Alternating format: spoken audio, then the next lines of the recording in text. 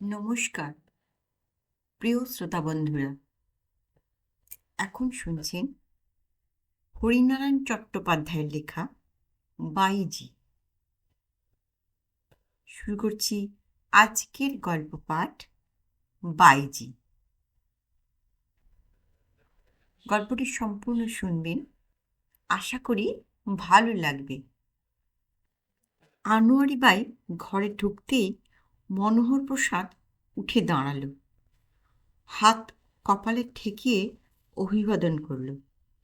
তারপর নিজের মেহেদি পাতার রঙে ছোপানো শাড়িতে হাত বোলাতে লাগল। আনোয়ারি বাই কার্পেটের উপর বসলেন মনোহর প্রসাদের মুখোমুখি। আজকাল বেশিক্ষণ আর দাঁড়িয়ে থাকতে পারেন না, কোমর টনটন করে। বাতের মরশুম শুরু হয়েছে, ভরা শীতকাল, আর উঠে হেঁটে বেড়াতে পারবেন না উনি। মাঝে মাঝে আনোয়ার বাইয়ের খুব আশ্চর্য লাগে, মনেই হয় না বছর 12 আগে হাঁটু মুড়ে বসে ঘন্টার পর ঘন্টা গান গেয়েছেন। রাত ভোর হয়ে গিয়েছে ঠুংরি আর গজলে। এখন একটা দুটো গান গাইতে গেলে হাঁপ ধরে। কি ব্যাপার ভাই সাহেব, ভোর ভোর? আনোয়ারি বাই চুলের মতন সরু ভাঁজ ফেললেন কপালে। এত ভোরে ঘুম ভাঙানোতে মেজাজ খুশি নয় মোটেই। একটা জরুরি খবর ছিল। মনোহর প্রসাদ দাঁড়ি ছেড়ে হাঁটুতে হাত বোলাতে আরম্ভ করলেন, মুখে একটু হাসি হাসি ভাব। আগের দিন ঠিক এমনিভাবেই মনোহর প্রসাদ খবর আনত। ছিপছিপে ফর্সা চেহারা, হাতের ছোঁয়ায় তবলা যেন কথা বলতো। মুদ্রু নিয়ে বাইরে যাবার সময় আনোয়ারি বাই সব সময়ে মনোহর প্রসাদকে সঙ্গে নিতেন। কোনো ঝামেলা নেই, বদ অভ্যাসও নেই। ঘাড় হেট করে নিজের কাজ করে যেত। আনোয়ারি বাইয়ের শুধু তবলচেই ছিল না, উনি এধার ওধার থেকে খবরের টুকরো সংগ্রহ করে আনত। আজ রায়বেরেলি খান সাহেব এসেছেন, এখানে থাকবেন হপ্তাখানেক। খান সাহেব ঠুংরির বড় ভক্ত। দেখি একবার যোগাযোগ করে। কাল পরশু আপনার কোনো বায়না নেই তো কোথাও? মনোহর প্রসাদ জানতে চাইল আনোয়ার বাইয়ের দিকে। না, বায়না আর কোথায়? আনোয়ার বাই ঘাড় নাড়তেন। বায়না থাকলে আর তুমি জানতে পারতে না? তা ঠিক। মনোহর প্রসাদও ঘাড় নেড়েছে। এমনি নানান খবর। আজ রাতে মির্জা হোসেন আসবেন গান শুনতে। সন্ধ্যার ঝোঁকে মনোহর প্রসাদ সংবাদ আনল। আজ রাতে? সর্বনাশ! বিস্ময়ে আনোয়ার বাই চোখ কপালের মাঝ বরাবর তুলেছেন। আজ যে ডাক্তার জনার্দন শুকুল আসবেন। 3 দিন আগে খবর পাঠিয়েছিলেন। ও, ঠিক আছে, উত্তর দিয়েছেন মনোহর প্রসাদ। আমি তাকে বারণ করে এসেছি, বলেছি আপনার তবিয়ত খারাপ, দিন 7 পরে আসর বসবে। কিন্তু কাজটা কি ঠিক হলো ভাই সাহেব? আনোয়ার বাই আমতা আমতা করছেন। মির্জা হোসেন কাল সকালে হায়দ্রাবাদে ফিরে যাচ্ছেন। বছর খানেকের আগে আর এ মুখো হবেন না। আর শুকুর সাহেব তো ঘরের লোক। আনোয়ার বাই রাজি। কোনোদিন মনোহর প্রসাদের কথার ওপর তিনি কথা বলেননি। এটুকু জানতেন, মনোহর প্রসাদ যা করবে আনোয়ার ভাইয়ের ভালোর জন্যই করবে। নিজের দিকে চাইবে না, গায়েও মাখবে না দুঃখ কষ্ট। শুকুল সাহেবের চেয়ে মির্জা হোসেন পয়সা কম ঢালবে বলে নয়, হোসেন সাহেব গানের অনেক বেশি সমজদার। ঠিক জায়গায় তারিফ করতে জানেন, বুঝতে পারেন গলার সূক্ষ্ম কাজের কেরামতি। শুকুল সাহেবের এসবের বালাই নেই। গান শুরু হতেই তাকিয়া ঠেস দিয়ে শুয়ে পড়েন। ঠিক গান শেষ হবার সঙ্গে সঙ্গে ঘুম ভেঙে ঘাড় নেড়ে বলেন, ক্যা বাত, ক্যা বাত। বড় মিঠে গলা বাইজির, ভারী মিঠে। আজ নিশ্চয়ই এইসব কথা বলতে মনোহর প্রসাদ আসেননি। গান ছেড়ে দিয়েছেন আনোয়ার ভাই। মনোহর প্রসাদও আর তবলা ছোঁয় না। গান বাজনার সম্পর্ক নেই, কিন্তু হৃদয়ের সম্পর্ক ঘোচেনি। সময় পেলেই মনোহর প্রসাদ ঘুরে যায় একবার। পা মুড়ে বসে ফেলে আসা সুখ দুঃখের গল্প চলে। জামানা বিলকুল বদলে গেছে, সে সম্বন্ধে আক্ষেপ। আনোয়ার ভাই বিস্মিত হলেন, হেসে বললেন, আর জরুরি খবরের দরকার কি ভাই সাহেব? 3 কাল গিয়ে 1 কাল ঠেকেছে। এবার যা কিছু জরুরি খবর আসবে একেবারে ওপর থেকে আসবে। মনোহর প্রসাদ একথার কোনো উত্তর দিল না। মাথা নিচু করে কার্পেটের একটা ফুল খুঁড়তে খুঁড়তে আস্তে বলল, মতি এসেছে শহরে।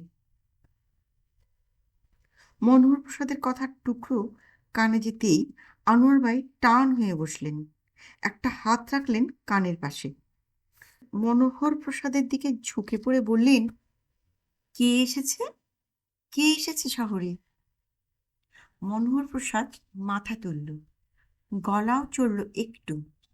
মতি এসেছে, মতি। খবরের কাগজে বেরিয়েছে মেজর বর্মা লখনৌতে বদলি হয়েছেন। বুঝতে বেশ একটু অসুবিধা হলো আনোয়ার ভাইয়ের। অস্পষ্ট কথাগুলি হিজিবিজি রেখা, অর্থহীন সামঞ্জস্যহীন।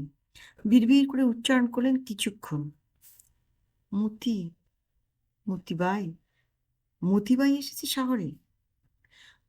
2-1 দিনের কথা নয়, 1.5 যুগেরও বেশি। তখন কত বয়স মতির? বড় জোর 5 কি 6। দুপাশে বেনি দোলানো, রঙিন সালোয়ার পাজামা পরা ফুটফুটে মেয়ে। ছুটে ছুটে বেড়াতো এ বাড়ি থেকে ও বাড়ি। দুনিয়ার লোকের সঙ্গে দোস্তি। চেয়ে চেয়ে আনোয়ার ভাইয়ের আশা আর মিটত না। কোনোদিন যে মনের মানুষের সঙ্গে ঘর বেঁধেছিল আনোয়ার ভাই, পাতানো নয়, সত্যিকারের স্বামী স্ত্রী। মধ্যবিত্ত জীবনের সুখ দুঃখে ঘেরা জীবন, সামাজিকতার গণ্ডির মধ্যে সাবধানে পা ফেলে চলা। মতি আনোয়ার ভাইয়ের সেই ফেলে আসা জীবনেরই চিহ্ন। শুধু মাঝে মাঝে আনোয়ার ভাই চমকে উঠতেন, আগুন জ্বলে উঠত মাথায়, যখন 2-1 গানের ওস্তাদ, আশেপাশের 2-1 রসিক আদমি মতিকে আদর করতে করতে বলতো, আর কেন আনোয়ারি, এবার মেয়েকে গান বাজনা শেখাতে আরম্ভ করো। এখন থেকে শুরু করলে তবে বয়সকালে মার মতন মিঠে গলা পাবে। নাম রাখবে লখনৌর। মুখে আনোয়ার ভাই কিছু বলেননি, কিন্তু মনে মনে শিউরে উঠেছেন। মানুষজন সব সরে যেতেই, বাড়ি খালি হয়ে যেতেই মতিকে বুকে জড়িয়ে ধরে অঝরে কেঁদেছেন। মতির ঠোঁটে গালে চুমু খেতে খেতে বলেছেন, না, তোকে আমি কিছুতেই এ পথে নামতে দেব না, কিছুতেই না। মনের ইচ্ছাটা আড়ালে ডেকে মনোহর প্রসাদকে বলেছিলেন অনেকবার, মতিকে আমি সরিয়ে দিতে চাই এখান থেকে। নাচ গান হই হল্লা এসব যেন ওর জীবনে কোনো দিনও না আসে। মনোহর প্রসাদ আশ্চর্য হয়ে গিয়েছিল, এ আবার কি কথা? আনোয়ার ভাইয়ের মেয়ে গান বাজনা শিখবে না তো বেনারসে গিয়ে মালা জপবে বসে বসে? তীর্থধর্ম শুরু করবে উঠতি বয়সে? তীর্থধর্ম করবে কেন এ বয়সে? সংসার করবে, মনের মানুষকে সঙ্গে নিয়ে ঘর পাতবে। নিজের ফেলে আসা সাজানো সংসারের কথা ভেবেই আনোয়ার ভাই উদ্গত নিঃশ্বাস চাপলেন। ঘর সংসার করবে মেয়ে, তা বেশ, কিন্তু জেনে শুনে চকের আনোয়ারি ভাইয়ের মেয়েকে কে গিয়ে আসবে বিয়ে করতে? ওড়না ফেলে কে মাথায় ঘোমটা দেওয়াবে? 2-1 কাঁচা বয়সের কচি ডানা মেলে সবে উঠতে শেখা ছোকরা হয়তো রাজি হতেও পারে। বিয়ের ভরণ করে নিয়ে গিয়ে ফুর্তি করবে কদিন, তারপর শখ মিটলে কিংবা বাপের দেওয়া মাসোহারা বন্ধ হয়ে গেলে পালাবে ফেলে মতিকে। তখন তখন কি হবে? কথাটা যে সোজা নয় তা আনোয়ার ভাই ভালোই জানেন। আর জানেন বলেই মনোহর প্রসাদকে ডেকেছেন শলা পরামর্শ করতে। একটা উপায় আছে। আনোয়ার ভাই এগিয়ে এসে একটা হাত রাখলেন মনোহর প্রসাদের হাতের উপর। কি উপায়? মনোহর প্রসাদ নড়ে চড়ে সোজা হয়ে বসল। বার কয়েক ঢোক গিললেন আনোয়ারি বাই। কপালে জমে ওঠা ঘামের বিন্দু সুরভিত রুমাল নিয়ে মুছে নিলেন। তারপর বললেন, এমন করা যায় না ভাই সাহেব। আনোয়ার ভাইয়ের মেয়ে নয় মতি। ছেলেবেলায় মা বাপ হারা কোনো অনাথ। তিন কুলে কেউ দেখবার নেই ওকে। কোনো ভদ্রলোক যার ছেলেপেলের স্বাদ অথচ ভগবান কিছু পাঠাননি তার কোলে, এমন কেউ মতিকে নিতে পারে না, নিজের মেয়ের মতন মানুষ করতে পারে না। সর্বনাশ! বিলিয়ে দেবেন মেয়েকে? কিন্তু মেয়েকে ছেড়ে আনোয়ার ভাই বাঁচবেনই বা কি করে? আনোয়ার ভাই বাঁচতে চায় না, মেয়েকে বাঁচাতে চায়। আনোয়ার ভাইয়ের গলা ধরা ধরা। মনোহর প্রসাদ বোঝাতে চেষ্টা করল, ব্যাপারটা আনোয়ার ভাই ভালো করে ভেবে দেখুন। হঠাৎ উচ্ছ্বাসের ঘরে এমন একটা কাজ করলে আফসোসের আর অন্ত থাকবে না। শেষ জীবনে যখন পঙ্গুত্বের অভিশাপ নামবে, দেহ জরাগ্রস্ত হবে, হাজার চেষ্টাতেও গলায় মিঠে সুর ফুটবে না, তখন এই মেয়েকে আশ্রয় করেই তো বাঁচতে হবে আপনাকে। এরই রোজগারে দিন কাটাতে হবে। আর কি অবলম্বন থাকবে আপনার? অবলম্বন? আনোয়ার ভাই হাসলেন, করুণ হাসি। মনোহর প্রসাদের দিকে চেয়ে বললেন, শেষ জীবনের মেয়ের চেয়ে আরো বড় কিছু অবলম্বনের খোঁজ করব ভাই সাহেব। সারাটা জীবন তো ছিনিমিনি খেললাম নিজেকে নিয়ে, তখন মালেকের কথা ভাববো, তার হাতেই ছেড়ে দেব নিজেকে। এর উপর আর কথা চলে না। তবু মনোহর প্রসাদ একবার শেষ চেষ্টা করল, কিন্তু মতি থাকতে পারবে আপনাকে ছেড়ে? আনোয়ার ভাই আবার হাসলেন। মানুষের পরমায়ের কথা কেউ বলতে পারে? হঠাৎ যদি মারাই যায় আনোয়ার ভাই, তাহলেও তো আমাকে ছেড়ে থাকতে হবে মতিকে। হাজার কাঁদলেও আমাকে আর ফিরে পাবে না। না ভাই সাহেব। আনোয়ার ভাই গলার সুর নরম করলেন, ভেজা ভেজা স্বর। একটা বন্দোবস্ত আপনাকে করতেই হবে। মতিকে আমি এই নরকে আর বাড়তে দেব না। ওকে কোথাও সরিয়ে দিতেই হবে, তুলে দিতে হবে কোনো ভদ্র মানুষের হাতে।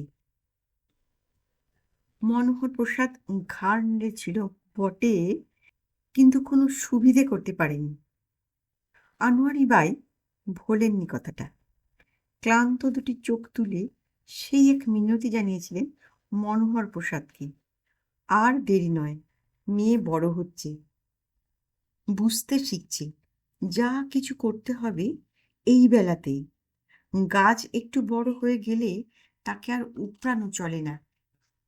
মাটির গভীরে চলে যায় শিকড়, ডালপালা বিস্তৃত হয় দিকে দিকে, তখন টানাটানি করতে গেলে ক্ষতি হয়। লখনৌতে সেরকম কেউ না থাকে। মনোহর প্রসাদ আশেপাশে ঘুরে দেখুক, ঘোরবার সব খরচ আনোয়ারি বাই দেবেন। আর দেরি নয়। বরাত ভালো মনোহর প্রসাদের, এদিক ওদিক ঘুরতে হয়নি। কাছে পিঠেই খোঁজ পাওয়া গেল, সুন্দরবাগে নতুন এক ভদ্রলোক এসেছেন স্ত্রীকে নিয়ে। যে বাড়িতে উঠেছেন সেই বাড়িওয়ালা মনোহর প্রসাদের দোস্ত। কথায় কথায় ব্যাপারটা তার কাছে থেকেই জানা গেল। ভদ্রলোক সরকারের বড় চাকুরে, সারা ভারতবর্ষের চাকরির জন্য তার অন্ন ছড়ানো। ঘুরে ঘুরে সেই অন্ন খুঁটে খুঁটে তুলতে হয়। বছর তিনেক পর বদলি হন এক জায়গা থেকে আর এক জায়গায়। পয়সা কড়ি ইমান ইজ্জত সবই আছে, কেবল সুখ নেই। বছর চারেকের ফুটফুটে একটি মেয়ে ছিল, আজমগড়ের দুদিনের জ্বরে মেয়েটি শেষ। চিকিৎসার সুযোগও পাওয়া গেল না। সেই থেকে ভদ্রলোকের স্ত্রী অনবরত কাঁদেন আর বুক চাপড়ান, অভিশাপ দেন ভগবানকে। ভদ্রলোক এসব কিছু করেন না। অফিসের সময়টুকু ছাড়া চুপচাপ ঘরে বসে থাকেন, নিজেকে জানলা দরজা বন্ধ করে রেখে। মনোহর প্রসাদ আসমানের চাঁদ পেল হাতের মুঠোয়। তকলিফ করে আসমানে আর চড়তে হলো না, চাঁদ নিজেই যেন নেমে এসে ধরা দিল। দোস্তের মারফত আলাপ হলো। প্রথম প্রথম দু একটা সান্ত্বনার মোলায়েম কথা, মিঠে মিঠে উপদেশ। দুনিয়ার কিছুই স্থায়ী নয় সে সম্বন্ধে দার্শনিক আলোচনা। তারপর আস্তে আস্তে কথাটা পারল, খুব সাবধানে। ভদ্রলোক কিছুক্ষণ চেয়ে রইলেন মনোহর প্রসাদের দিকে, তারপর ধীর গলায় জানালেন, কিন্তু যাদের মেয়ে তারা ছাড়বে কেন? ছাড়বে কেন? মনোহর প্রসাদ কপালে হাত চাপালেন। বাপ গেছে অনেক দিন, মা যে অবস্থায় আছে, দুবেলা দুটো রুটিও দিতে পারছে না মেয়েকে। কোন দিন দেখব মা আর মেয়ে দুজনেই খতম হয়ে গেছে। নয়তো মা কি আর অত সহজে ছাড়তে চায় মেয়েকে? ভদ্রলোক উঠে ভেতরে গেলেন, বোধহয় পরামর্শ করলেন স্ত্রীর সঙ্গে। তারপর বাইরে এসে বললেন, একবার দেখাতে পারেন মেয়েটাকে? বহুত খুব, বলেন তো কালই নিয়ে আসতে পারি? বেশ, তাই নিয়ে আসবেন। সোজা মনোহর প্রসাদ আনোয়ারি বাইয়ের সঙ্গে দেখা করল, সব ঘটনা জানালো। পরের দিন সকালে মতিকে নিয়ে যাবে তাও বলল। মনোহর প্রসাদ ভেবেছিল সব ঠিকঠাক হলে আনোয়ারি বাই বোধ হয় রাজি হবেন না, প্রাণ ধরে ছাড়তে পারবেন না মেয়েকে। কিন্তু আনোয়ারি বাই একটুও আপত্তি করলেন না, সামান্য বাধাও নয়। কেবল বললেন, লোক বেশ ভালো তো ভাই সাহেব, মতির কোনো কষ্ট হবে না তো? নিজের পেটের মেয়ে হারিয়েছে, এখন যাকে নেবে তাকে নিজের মেয়ের মতনই মানুষ করবে। আর তাছাড়া লোকও খুব ভদ্র, খানদানি ঘরের ছেলে, শুনলাম লেখাপড়াও খুব জানে। আনোয়ারি বাই আর কিছু বললেন না, কিন্তু পরের দিন মনোহর প্রসাদ মতিকে নিতে গিয়েই অবাক। দামি সালোয়ার, দোপাট্টা, পায়জামার ঝলমল করছে মেয়ে, গলায় মুক্তোর মালা, কানে পান্নার দুল, পায়ে ভেলভেটের নাগড়া। সর্বনাশ! এই বুঝি অভাব অনটনে দিন কাটানো মেয়ের পোশাকের বহর? হ্যাঁ? কথাটা মনোহর প্রসাদ বলল আনোয়ারি বাইকে। এত সব দামি জামা গয়না পরেছেন কেন? গরিবের মেয়ে, এই কথাই তো জানানো হয়েছে।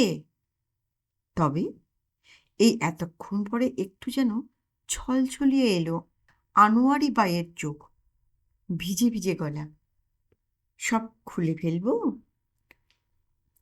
মনোহর প্রসাদ ভাবল 2-1 মিনিট, তারপর বলল, সালোয়ার পাজামা না হয় থাক, গয়নাগুলো সব খুলে নিতে হবে। আনোয়ারি বাই এক এক করে সব খুলে নিলেন। মেয়েকে সারা রাত ধরে বুঝিয়েছেন, নতুন জায়গায় গিয়ে বেফাস কিছু না বলে ফেলা, কান্নাকাটি না করা। বাইরে যাবেন আনোয়ার বাই তীর্থধর্ম করতে, সেখানে ছোট ছেলে মেয়েদের যেতে নেই। ফিরে এসে মতিকে তিনি আবার নিয়ে আসবেন।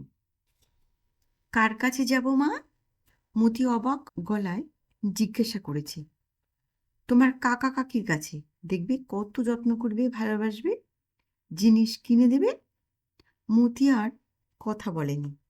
এখানে মায়ের সঙ্গে তার সম্পর্ক কম। মাঝে মাঝে আনোয়ারি বাই শহরে যান মুজরো নিয়ে, খুব দূরে কোথাও নয়, ধারে কাছেই, কানপুর, বেরেলি, ফয়জাবাদ। সেই সময় মতি থাকে বুড়ি ঝির কাছে। এখানে থাকলেও আনোয়ারি বাই ধারে কাছে ঘেঁচতে দেন না মেয়েকে। গান বাজনার আসরে এসে কাজ নেই।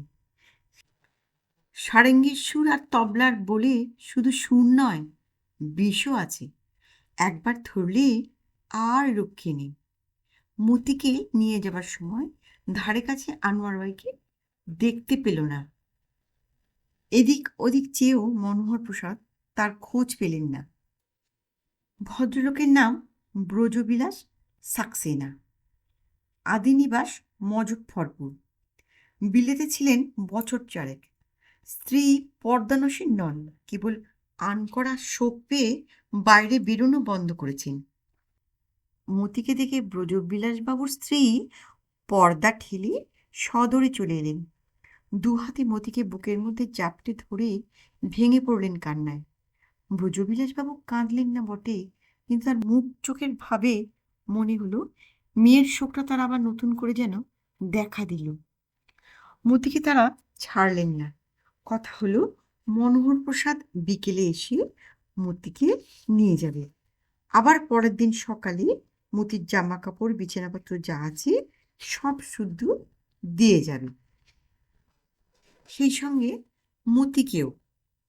যাবার মুখে ব্রজবিলাসবাবু মনোহর প্রসাদের কাছে এসে দাঁড়ালেন। একটা কথা ছিল। বলুন। কিছু টাকা ওর মাকে দিতে চাই, যদি আপনি নিয়ে যান সঙ্গে করে।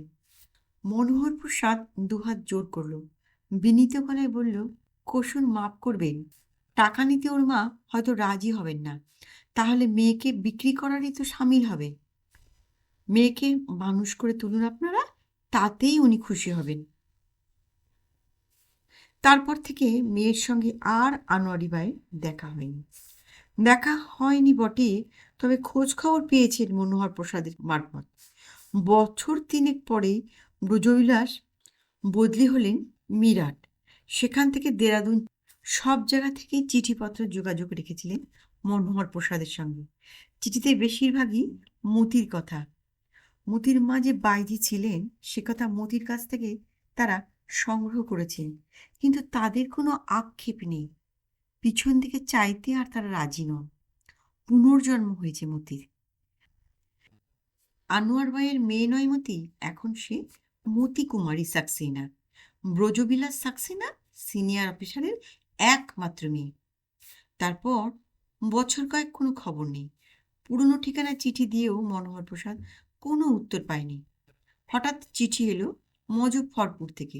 লিখেছেন মায়াবতী সাক্সেনা, ব্রজবিলাসের বিধবা স্ত্রী। সামনের মাসে মতির বিয়ে আর্মি অফিসার মোহনচাঁদ বর্মার সঙ্গে। তার স্বামী হঠাৎই মারা গেছেন, অফিসের টেবিলে হার্ট ফেল করেন। এই বিয়েতে মনোহর প্রসাদ অনুগ্রহ করে যদি পায়ের ধুলো দেন তো সবাই কৃতার্থ বোধ করবে। মনোহর প্রসাদ যেতে পারেনি, কিন্তু আনোয়ারি বাইকে পড়িয়ে শুনিয়েছিল সেই চিঠি। তখন আনোয়ারি বাইয়ের অবস্থা পড়তির মুখে। রোগ ধরেছে, লোকের আসা যাওয়া অনেক কম, প্রায় খালিই পড়ে থাকে জলসাঘর। বাড়ি ভাড়াও কিছু কিছু বাকি পড়েছে। ভাবছেন সরে গিয়ে কোথাও আরো ছোট বাড়ি ভাড়া করবেন, চকের আরো ভেতরের দিকে। সেদিন বাক্স হাতড়ে একটা মুক্তোর মালা বের করেছিলেন আনোয়ারি বাই। ছোটো নয়, খাঁটি মুক্ত, মুম্বাইয়ের আমির মকবুল আলীর উপহার। খুব বড় বড় জায়গায় যেতে আসতে আনোয়ারি বাই গলায় দিতেন। মতির বিয়েতে সেটাই পাঠিয়ে দিলেন। বিয়েতে মনোহর প্রসাদ যায়নি, কিন্তু দিন পাঁচেক পরে বিয়ের বিস্তারিত বিবরণ পড়েছিল খবরের কাগজের পাতায়। খুব ধুমধাম, 2000-এর উপর মাননীয় অতিথি, জাদ্রেল সব অভ্যাগতদের লিস্ট। সে খবরও মনোহর প্রসাদ আনোয়ারি বাইকে শুনিয়েছিল। আজকাল কি যে হয়েছে আনোয়ার বাইয়ে, বোধহয় বয়স হয়েছে বলেই একটুতেই জল জমা হয় চোখের কোণে। দুটি ঠোঁট থরথর করে কাঁপে, আর ঠিক বুকের বাঁ পাশে অসহ্য যন্ত্রণা, নিঃশ্বাস ফেলতেও কষ্ট হয়। আনোয়ারি বাই বিড়বিড় করে বললেন, একবার মতিকে বড় দেখতে ইচ্ছে করে, দূর থেকে একটু দেখে আসা, ব্যাস এইটুকুই। মনোহর প্রসাদ একথা কোনো উত্তর দেয়নি। অবশ্য মায়াবতী সাক্সেনাকে চিঠিপত্র লিখে মতির সঙ্গে যোগাযোগ হয়তো করা যায়, কিন্তু মেয়ে সুখী হয়েছে, ভালো ঘরে ভালো বরে পড়েছে, এই তো যথেষ্ট। চোখে দেখতে যাওয়া মানেই তো মায়া বাড়ানো, আরো কষ্ট পাওয়া। মনোহর প্রসাদ লাঠিতে ভর দিয়ে আস্তে আস্তে উঠে গিয়েছিল। তারপর কয়েক বছর আর কোনো খোঁজ খবর নেই, কোনো চিঠিপত্রও দেননি মায়াবতী সাক্সেনা। মাঝে মাঝে দেখা হলে আনোয়ারবাই বলেছেন, আর কটা দিনই বা বাঁচবো, যাবার আগে বড্ড দেখতে ইচ্ছে করে মতিকে। মনোহর প্রসাদ আমল দেয়নি, বলা যায় না, মেয়ে মানুষের মন। এমনিতেই আনোয়ারবাই খুব শক্ত, বাইরে কাঠিন্যের দুর্ভেদ্য আবরণ, কিন্তু চোখের সামনে নিজের মেয়েকে দেখতে পেলে সে নির্মুখ হয়তো খসে পড়বে, কেঁদে ফেলবেন আনোয়ারি বাই। অযথা একটা গোলমালের সৃষ্টি। আর্মি অফিসার মোহনচাঁদ বিরক্ত হবেন। হঠাৎ সকালের খবরের কাগজটা উল্টাতে উল্টাতে মনোহর প্রসাদের চোখে পড়ে গেল। বারবার পড়ল খবরটা। কাগজটা চোখের কাছ বরাবর নিয়ে তারপরে খবরটা নিয়ে গেল আনোয়ারি বাইয়ের কাছে। মেজর মোহনচাঁদ বর্মা জলন্ধর থেকে বদলি হয়েছেন লখনৌ। সামনের সোমবার থেকে নতুন জায়গার কার্যভার গ্রহণ করবেন। আনোয়ারি বাই এগিয়ে এসে একেবারে মনোহর প্রসাদের দুটো হাত জড়িয়ে ধরেন।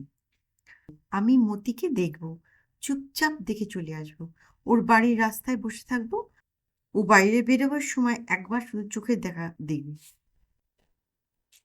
আমি বুঝতে পারছি আর আমি বেশি দিন নেই। কথা শেষ হবার সঙ্গে সঙ্গে আনোয়ারি বাই ঝরঝর করে কেঁদে ফেললেন। আচ্ছা দেখি। মনোহর প্রসাদ হাত ছাড়িয়ে বাইরে চলে এলো। বাইরে চলে এলো বটে, কিন্তু কথাটা ভুলল না। বিকেলের দিকে টাঙায় চড়িয়ে হাজির হলো বাদশাবাগে। বেশি ঘুরতে হলো না। রাস্তার উপরেই খাসা ঝকঝকে দোতলা, বোগনভেলিয়ার গেট, নিচু পাঁচিল, আইভি জড়ানো। রাস্তা থেকেই পুরো লন নজরে আসে। বাহারে গাছের ছিটে দেওয়া মখমল নরম লন। এগিয়ে গিয়ে দারোয়ানের সঙ্গে মনোহর প্রসাদ আলাপ জমিয়ে ফেলল। মেহেরমান আদমি ঘুরে ঘুরে দেখছে সারা শহর। চমৎকার বাড়ি। ভাগ্যবান বালকটি কে? মালিক আদবানি সাহেব। দারোয়ানের ভাগ্যে এমন শ্রোতা সচরাচর জোটে না। টুলে বসে আয়েশ করে আস্তে আস্তে বলতে শুরু করলো। উপস্থিত ভাড়া নিয়েছেন মেজর বর্মা। নতুন এসেছেন এখানে। সামনে রবিবার। খানাপিনা আছে। শহরের চাঁদের লোকেদের আমন্ত্রণ। এখানকার শহরে পরিচিত হতে চান মেজর সাহেব। মনোহর প্রসাদ কল্পিত বিষয়ের চোখ কপালে তুলে, খানাপিনা হবে কোথায়? কার্লটন হোটেলে? হোটেলে কেন? সাহেব এই লনেই তো বন্দোবস্ত করতে বলেছেন। বাইরের লনই তো ভালো। দারোয়ান বিজ্ঞের মতন ঘাড় নাড়ল। তা তো নিশ্চয়ই, সঙ্গে সঙ্গে সায় দিল মনোহর প্রসাদ। তারপর একটু থেমে বলল, বিবিজি নেই বাড়িতে? না, সাহেব একা?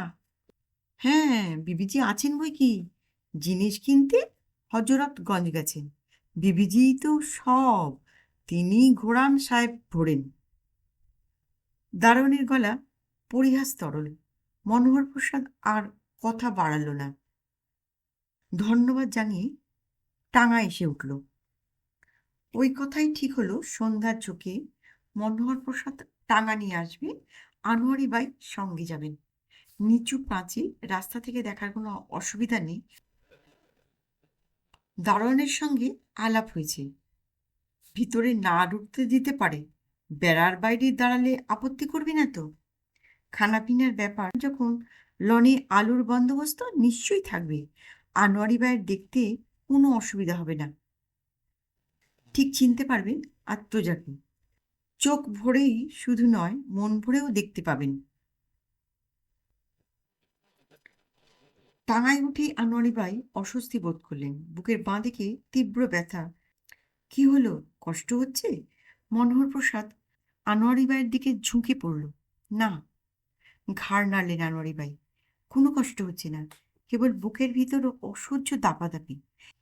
এত বছর পরে মেয়েকে দেখতে পাবেন, যে মেয়েকে দু হাত দিয়ে নিজেই সরিয়ে দিয়েছেন পঙ্কিল পরিবেশ থেকে, বাইজির ভিন্ন জীবন থেকে উন্নীত করেছেন গৃহস্থ বধূর পর্যায়ে।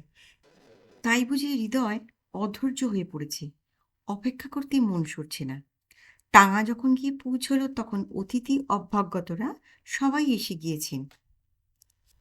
জোর বাতির নিচে ঝলমলে রঙিন পোশাকের ষাঁড়। এত দূর থেকেও প্রসাধনের উগ্র গন্ধ পাওয়া গেল মদির সুবাস। কিছু কিছু লোককে মনোহর প্রসাদ চিনতে পারল, শহরের সম্ভ্রান্ত পরিবার। আমিনাবাদের রিটায়ার্ড জর্জ, কেশরী শুকুল থেকে শুরু করে নবাবের বংশধর আমিন উদ্দিন, সেরা ব্যবসায়ী মিস্টার মোদির পাশাপাশি ব্যাংকের জেনারেল ম্যানেজার হেনরি উড। তাদের সঙ্গে রয়েছেন আত্মীয়া আর বান্ধবীর দল। কলরবী জায়গাটা সরগরম। মাঝখানে মেজর বর্মাকে দেখা গেল, ঘুরে ঘুরে তদারক করছেন, মাঝে মাঝে চোখ ফেরাচ্ছেন বাড়ির দিকে স্ত্রীর আসার প্রত্যাশায়। দারোয়ানি বলল, মেম সাহেব এখনো নামেননি, বোধহয় সাজছেন। আনোয়ারি বাই এক দৃষ্টে চেয়ে রইলেন গাড়ি বারান্দার দিকে। ওইখান দিয়েই তো মতি আসবে। আনোয়ারি বাইয়ের আত্মজা, তারই রক্ত মাংসে গড়ে তোলা স্বতন্ত্র সত্তা।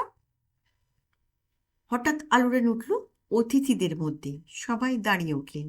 মেজর বর্মা এগিয়ে এলেন দু এক পা। পাতলা ফিনফিনে ব্লাউজ, কোটি উদ্ঘাটনী হালকা সবুজ রঙের আরো পাতলা শাড়ি, অন্তর্বাস দিনের আলো মতো স্পষ্ট। আঁকা ভ্রু, ঠোঁটে কৃত্রিম লালিমা, দুগালে রুজের রক্তিম আমেজ, সুরমা টানা দুটি চোখকে আয়ত করার দুর্লভ প্রচেষ্টা, চূড়োবাঁধা চুলের রাশ। চেয়ে চেয়ে দেখলেন আনোয়ারি বাই। সেদিনের সে মেয়েটির সামান্যতম পরিচয় নেই মিসেস বর্মার মধ্যে।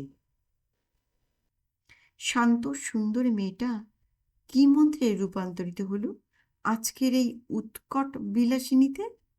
যে পোশাক পরে আনোয়ারি বাই নিভৃতে বিশেষ কোনো অতিথির সামনে আসতেও লজ্জা পেতেন, কি করে মতি হাজার অতিথির মাঝখানে এসে দাঁড়ালো সেই পোশাকে? মিসেস বর্মাকে নিয়ে যেন লোফালোফি শুরু হলো। অপূর্ব ভঙ্গিতে মতি এক টেবিল থেকে অন্য টেবিলে সরে সরে যেতে লাগলো। কোথাও কোনো পুরুষের চটুল উক্তিতে নিচু হয়ে তার গালে আলতো করাঘাত করে বলল, নটি বয়। আবার কোথাও কোনো পুরুষের বাটন হোল থেকে গোলাপ তুলে নিয়ে নিজের করবিতে গাঁথল। কারো টেবিলে বসে হেসে গড়িয়ে পড়ল অতিথির গায়ের ওপর। লিপস্টিক রক্তিম ঠোঁট দুটো ফাঁক করে মোহিনী হাসি উপহার দিয়ে আবার সরে গেল অন্য টেবিলে। মনোহর প্রসাদের টনক নড়ল আচমকা মণিবন্ধে টান পড়তে। হাত দিয়ে মুখ ঢেকে আনোয়ারি বাই কান্নায় ভেঙে পড়েছেন। থরথর করে কাঁপছে গোটা শরীর। টাঙা অপেক্ষা করছিল। আর দেরি করল না মনোহর প্রসাদ। সাবধানে আনোয়ার বাইকে ধরে গাড়িতে নিয়ে গেল। কি ভাগ্যিস জোর ব্যান্ড শুরু হয়েছে লনে। আনোয়ার বাইয়ের উচ্ছ্বসিত কান্নার আওয়াজ কারো কানে যায়নি। কি হয়েছে আপনার? শরীর খারাপ লাগছে? মনোহর প্রসাদ উদ্বিগ্ন গলায় প্রশ্ন করল। এতদিন পরে নিজের মেয়েকে চোখের সামনে দেখলে কষ্ট হওয়া তো খুবই স্বাভাবিক। এর জন্যই আনতে চাইনি আনোয়ারি বাইকে। না না না, শরীর আমার খুব ভালো আছে। কিন্তু কি হলো ভাই সাহেব? বাইজির মেয়ে বাইজি হয়ে রইল। ছেলেবেলা থেকে কাজ ছাড়া করেও রক্তের দোষ ছাড়াতে পারলাম না। পোশাক আশাক, রং ঢং, চাল চলন, এসব চকের রাস্তায় দাঁড়ানো বাইজিদেরকেও যে হার মানালো। এ কি হলো ভাই সাহেব? এ আমার কি হলো? দু হাতে মুখ ঢেকে আনোয়ারি বাই আবার কান্নায় ভেঙে পড়লেন। নমস্কার। গল্পটা কেমন শুনলেন? গল্পটা যদি ভালো লাগে অনুগ্রহ করে একটা লাইক করতে ভুলবেন না। আর আমার গল্পের চ্যানেলে নতুন শ্রোতা বন্ধু হলে চ্যানেলটিকে সাবস্ক্রাইব করে বেল আইকনটি অন করে রাখবেন।